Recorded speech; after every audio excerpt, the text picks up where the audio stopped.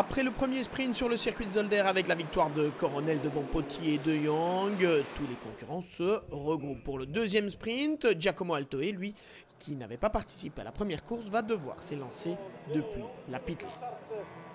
Le deuxième départ de la journée, il est une fois de plus excellent pour Kevin Habring.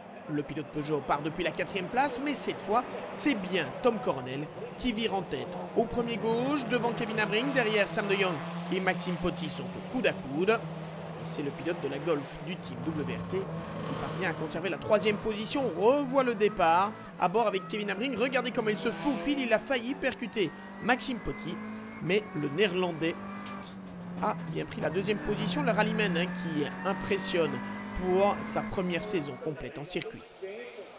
Tom Coronel est donc en tête devant Kevin Habring, Maxime Pottier 3e, 4e position pour Sam De Jong et Stefano Comini qui a pris un bon départ et 5e cette fois.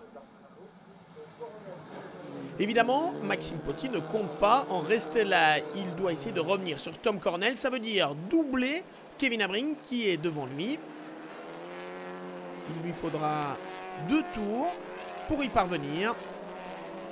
Mais regardez cette magnifique attaque au niveau de la chicane. Kevin Habring n'a rien pu faire.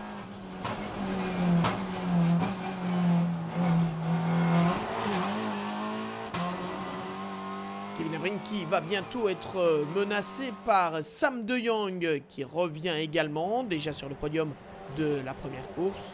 Le pilote du RACP National Team a bien l'intention de titiller quelque peu celui de la Peugeot. Habring démontre une fois de plus qu'il apprend vite et bien et il parvient à conserver pour l'instant cette 3e place. En 5e position, c'est chaud aussi avec un Stefano Comini qui voit grossir dans ses rétros Guillaume Mondron sur la Seat Leon numéro 5.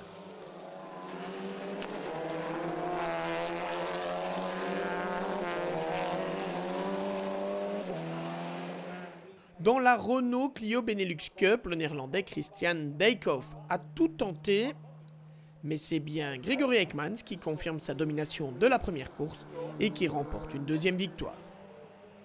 Parti des stands, Giacomo Altoe revendique la 8e position de Paul Silius, mais l'Italien ne passera pas. Sur le podium à Zandvoort, Mika Morin doit se contenter cette fois de la 7e place.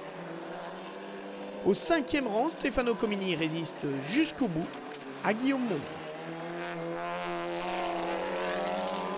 Devant la plus petite marche du podium est très convoitée, elle aussi, mais Kevin Habring parvient à conserver l'avantage sur Sam De Jong. Comme en première manche, Maxime Pottier termine à la 2e position, mais il n'a rien pu faire face à un Tom Coronel tout simplement impérial sur la Honda Civic TCR du Boutsen Gignon Racing. 2e victoire pour le Néerlandais.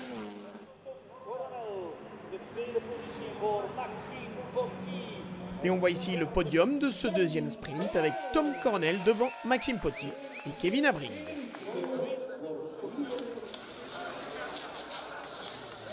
Ja, daar gaat Samuel nog voorbij hè, voor de champion.